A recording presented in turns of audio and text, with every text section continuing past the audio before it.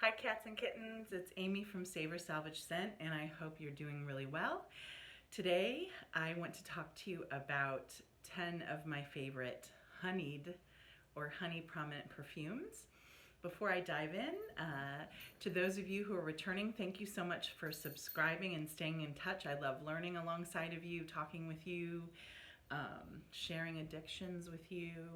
And for those of you who are new to the channel, this mostly focuses on all things fragrance related and an occasional other creative or DIY project.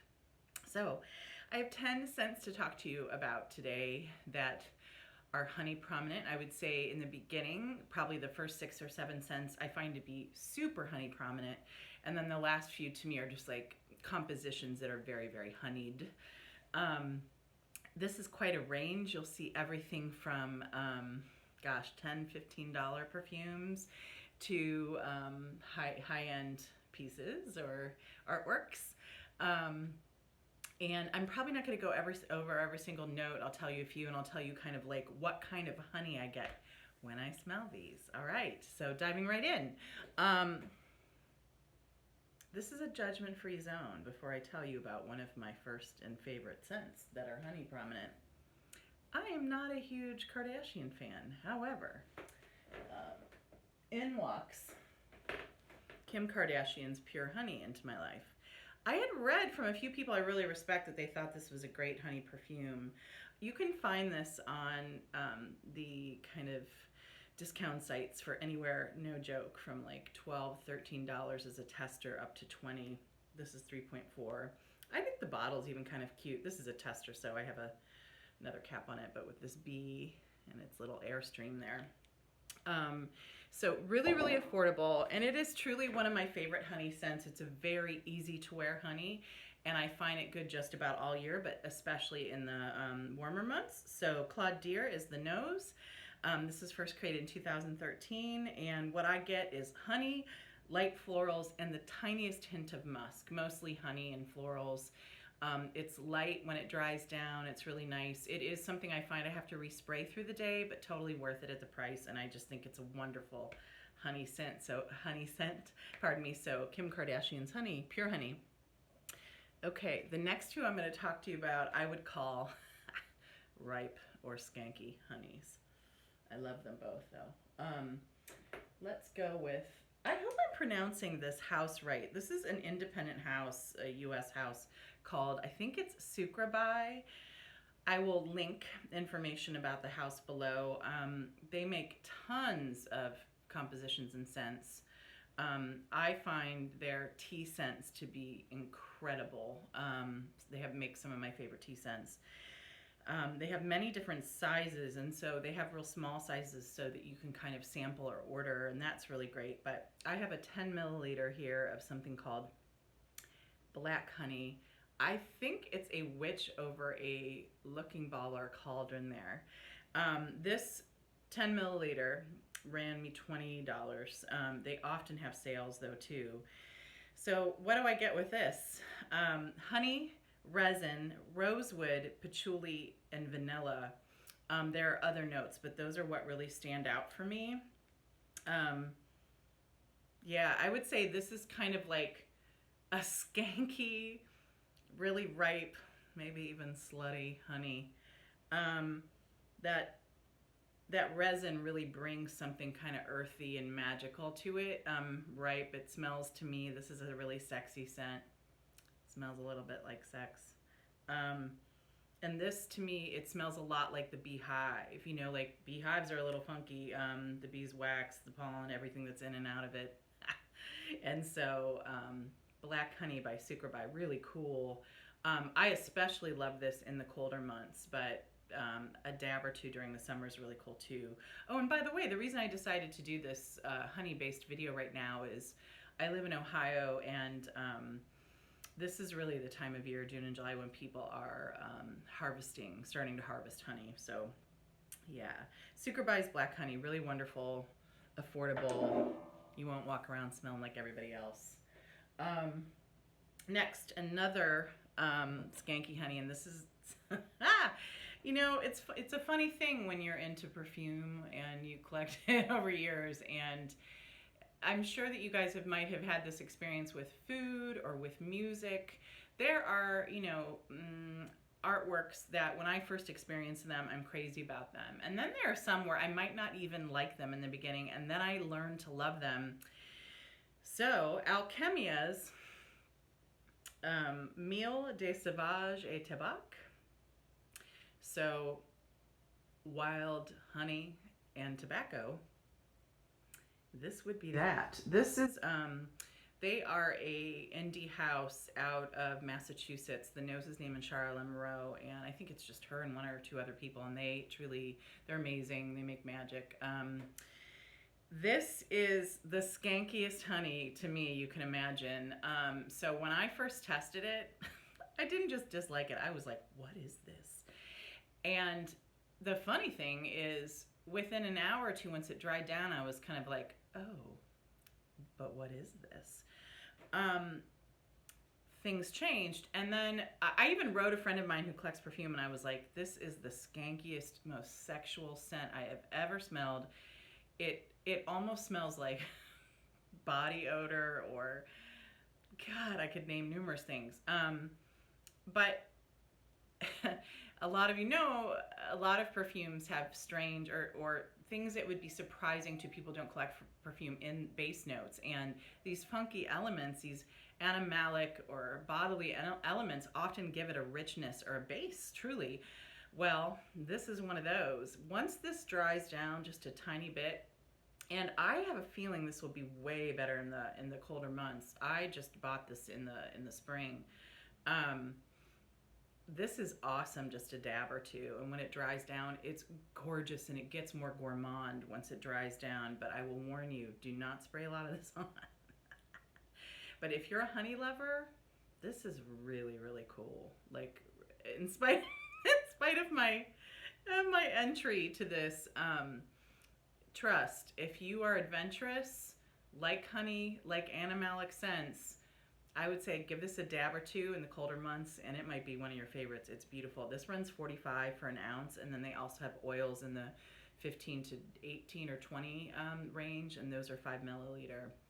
So, Alkemia's Miel de Sauvage et Tabac. All right. Next, let's talk about, I think, a really interesting, unique, but easy to wear honey. For those of you who don't know, my favorite indie house is Solstice Scents. They're out of, I think, Gainesville, Florida. The nose's name is Angela St. John, and she works with her partner. And they have blown my world open. They're incredible. They make, oh my gosh, I think a lot of people know them for their gourmands, but if you're a amber, resiny, incensey perfume lover like I am, Solstice Scents is where it is at, you guys. They're amazing. They just reopened their shop. They take a few months off during the spring and summer often to kind of, make their work. But they just reopened and released spring scents, and then I think in another month or so they're going to release summer, and then to me their fall catalog is crazy amazing. But honey, they make a few honey scents, but one is called Smokewood Apiary. This is just a little 5 milliliter of oil. I hope to get the perfume someday. The oil, I believe, is about 18, and the perfume, I think, is 80 or 85 for an ounce. No, maybe it's 2 ounces, actually. I think they make 2-ounce bottles. Her partner makes, I don't know if you can see it, but these beautiful illustrations. They're little cobalt blue bottles. Oh, this is so good. Okay, so what am I smelling here? This is not skanky. It's not too floral. It really is just like all of the things in the beekeeping process. So what we have here for notes are smoked and creamed honey, beeswax, amber, wooden frames, ginger, and vanilla. So it's like everything you get in beekeeping. A bit of smokiness. Angela makes amazing smoky notes or perfumes. Some of them are like really smoky, really great in the fall. This just kind of has a hint of smoke from, tiny bit of smoke from the beekeeping process. And then it's like, honey and gourmands. A little bit of wood. It's phenomenal. So Smokewood Apiary. I have not tried Zoologist by Bee, and I hear it's one of the best honey scents ever. But I have a friend who I find to be like a go-to person as far as knowing fragrance, and she thinks this is as good as Bee or better. And I just think their scents are incredible. So Solstice Scents, Smokewood Apiary, incredible to me, perfect, easy to wear, but yet unique honey scent. Okay, next. We're starting to get into ones that have a bit more composition, that aren't just honey. So this is Zara's Rich, Warm, and Addictive. This is a fan favorite of a lot of people. For those of you who don't listen to my channel, I will just share. I think you should wear whatever you like, no matter who it's marketed to, no matter the gender, no matter where you are in the gender spectrum. Example, this is a scent for men. Guess who loves it? I love it. Rich, Warm, and Addictive. I don't reach for this enough, probably right now because it's summer. I find this to be better in the fall and the winter. God, it's gorgeous though. Oh my gosh. Okay, so what do I get with this? First of all, it's super affordable. It's 19 something. Yeah, for a 3.4 bottle. I'm not sure who the nose is. They don't tell us these things. The big corporation of Zara. What do I smell? Honey. All the things they list with the notes. Honey, coconut, tobacco, sandalwood, and cedar.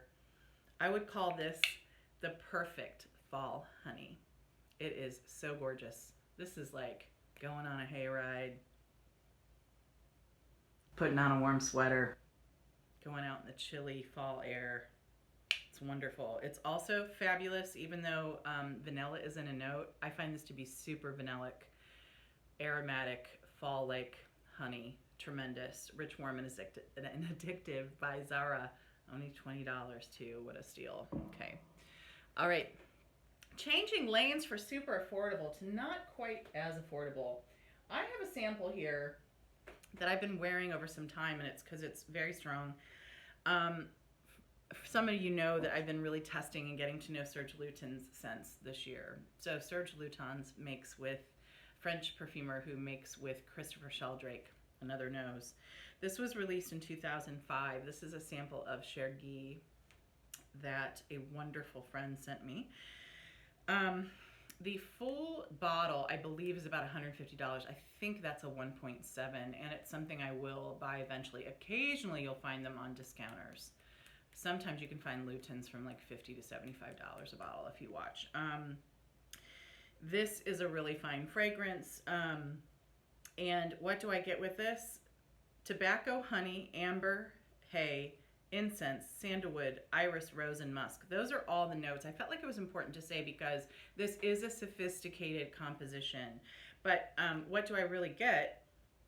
When I spray this, I definitely get honey and amber, but I think as importantly, tobacco and hay or vetiver. I'm not sure which one.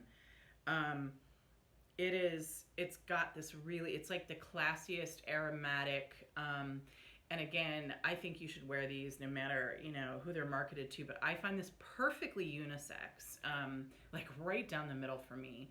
I just can't imagine that if you didn't like tobacco or like dried grassy smells or honey that you wouldn't like this. So this is Chergy by Serge Lutens. Phenomenal, really, you know, worth the money scent, really. Okay, next is another Alkemia indie scent, and it is called Ambrosia. This is just a little oil. I believe her oils run around 15 to 16, and then when it's kind of hit or miss, sometimes they make the perfume sprays and sometimes they're out. I think those run 45. This is so good. Okay, so I'm going to read the notes to you and then tell you why I think this is a not an easy reach for some people, but why I love it. So the notes are sweet white amber, clover, honey, creamy rice milk, and orzata. Orzata is spelled O-R. I hope I'm pronouncing it right. And if you speak Spanish, please tell me if I am not. It's O-R-X-A-T-A. I believe it's derivative or horchata, H-O-R-C-H-A-T-A, for those of you who have that freaking delicious creamy rice milk drink. I think they're sisters somehow. Again, educate me if I'm not clear on this. But all to say, I believe Zara is like a derivative of a barley or a rice drink. And so what is interesting to me about this ambrosia is it's honey and it's got these rice kind of scents to it. I love the scent of rice. Another favorite perfume is, one of the original Kenzos has a beautiful rice milk or kind of like rice pudding note. It's just gorgeous. Well, ambrosia to me feels a lot like that. However, I will say, when you first, when I started buying oils, I just didn't listen. And people would tell me, you need to let them sit for at least a few weeks. I'm like, whatever. Well, guess what? They're right. And when I first got this, there was this note when I would first put it on my skin where I was like, oh, it's really strange. Like, I don't know. And here it's, I think whatever they use to have this bread or rice note, it almost smells like a cross between bread and a wet paper bag to me. But guess what? Once it dries down and once it's settled down on my shelf for months, this is phenomenal. The most beautiful, soft, creamy, ricey honey. So just, I would say, if that sounds good to you, just be sure to let this sit for a little bit. And then know when you put it on your skin, you might get that kind of, a lot of people in Fragrantica have written about, they don't know about that note for a minute, but when it dries down, it is phenomenal. So Ambrosia by Alkemia, really beautiful kind of ricey honey scent.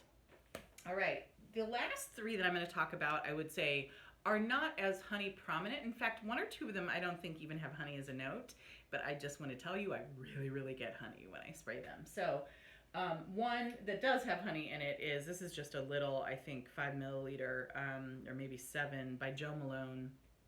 This is Nectarine, Blossom, and Honey. A lot of you will know the scent. People are really polarized around Jo Malone. Some people love the house, and some people, I think, like me, actually, although I grew up loving Jo Malone because it was one of the first houses I was really exposed to by my wonderful sister Lee. They can be very faint, and sometimes they feel, even if they're not like singular or solo note perfumes, or they just have a few notes, because I think there's a lot of natural elements. These are scents that kind of often work like a clone, need resprayed. Some of these things put people off. However, I think it's like total class. They're really beautiful. Nectarine, Blossom, and Honey, I'm on the fence about a little, honestly. It's an easy reach. I find it to be a crowd pleaser. I would say this is almost just outside my lane, though. I like kind of rich, incensey, ambery scents. This is not that. It's really nice, though. However, I'll be honest, for the price point, which is about, I would think they're about 55 or 60 for 1 ounce. And then if you go to 3.4, I think they're like 1 to 160, depending on the scent. For the price point, I'll just say this is barely stronger than a body spray. And there's a lot of body sprays, I feel like, in the world that have like peachy and honeyed elements. But I think this is really, really nice. But, just know that if you're really into strong perfumes, that's not what you're going to get here. So let me tell you a little bit more about what you are going to get. And it is really nice. I have it on this wrist. Really beautiful floral. So in this, it was released in 2005. Our green notes, black currant, petitgrain, so the kind of stemmy, leafy parts of the bitter orange bush or tree, nectarine, black locust, which is one of my favorite things in the world, peach, gosh, it's terrible when I can't read my writing, plum, and vetiver. So I'll say when I first spray this, it almost feels a little screechy. It's like, whew, like almost a little too bright. And then the minute it starts to dry down, you definitely get the stone fruit, the brightness of things like petitgrain, and the honey really starts to come out when it dries down, and then you start to not be able to pull apart those notes as much, and it just smells honeyed. It's like a honeyed, really bright honeyed floral, I would say, is Jo Malone's Nectarine, Blossom, and Honey. Okay, 2 more. These are like 2 of the greatest scents ever made, if you ask me. Oh my word. Victorian Minya's Hedonist. I sampled this I have a group of friends who like to try perfume together, and I sampled this with them We tried probably 30 or 40 perfumes that night. Many of them were favorites. This is the one we went crazy for. I posted on Fragrantica because I couldn't even find it to buy at the time. This was a few years ago. And this incredible person sent me this, bottle that just had a little bit left. I only wear it like once a month or two because I know I'm going to run out. It's kind of costly. It's $175. But this is one of my favorite scents ever. I will have to repurchase it. And what is it as far as honey? There's a lot more things in the notes. And this is 45 mils for $175, just FYI. There are a lot of things, including, bergamot, peach, osmanthus, jasmine, orange flower, tobacco, vanilla, cedar, vetiver. It goes on. What sticks out the most, though, is rum, and that's what makes this, talk about a sexy scent. This is body. This is like, you might have to beat people off with a stick. This is, all of us, when we tried this perfume, and we're all, I would say, kind of unique and really into, like, frankly, kind of weird or offbeat, unique scents. All of us were, like, smelling our wrists and being like, oh my God, I can't get over this. But I would say wear with caution because it is really sexy. I would not wear this to the office, for instance. But Victoria Minya's Hedonist for some rub and honey. And I don't even know if honey is a note, by the way. Yeah, but I get a lot of honey. When this dries down, I get rum, honey, a little bit of orange. It's just phenomenal. So Victoria Minya's Hedonist. And then last but not least, I went junking and antiquing. I don't do it as often as I used to because I just have enough things in the world. But I went into this little shop and I found a vintage, a phenomenal bottle of Shalimar for $10. And then I saw this for $9. And it was one of those days I just didn't have a lot of cash. And I was like, is it worth it? I don't know. Oh my gosh, I can't believe I almost didn't buy this. This is YSL's Champagne. Some of you will know this is no longer called Champagne. This was made, I think, in 93. Do I have notes here for that? Yeah, 93. This is now called Yvresse, like the Yves and Yves Saint Laurent, Yvresse. I think the Yvresse runs, it's a totally different bottle, from $40 to about $150, depending on the size. This, I believe they got spanked over the name of Champagne because champagne is a very specific thing, a very specific drink from a very specific part of the world. And I think the makers of were like, you cannot call that champagne. That's kind of what I took from learning about it. So now it's called Yvresse. I almost didn't buy this thing. It is, because this one is out of production. I looked online and it looks like the bottles go from about $100 to $400. So my $9 was well spent.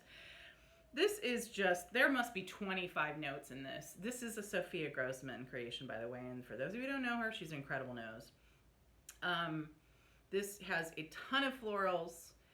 It has oak moss. A little of that comes out. This has a slightly vintage feel, but I think in all the best ways. But when this dries down to me, it is honey, syrupy goodness. So really highly suggest Champagne or Yvresse. So I would love to hear from you. What honey scents do you own or love? What am I missing? And do any of you actually keep bees or honey? I would love to know. Cheers. Talk soon. Bye.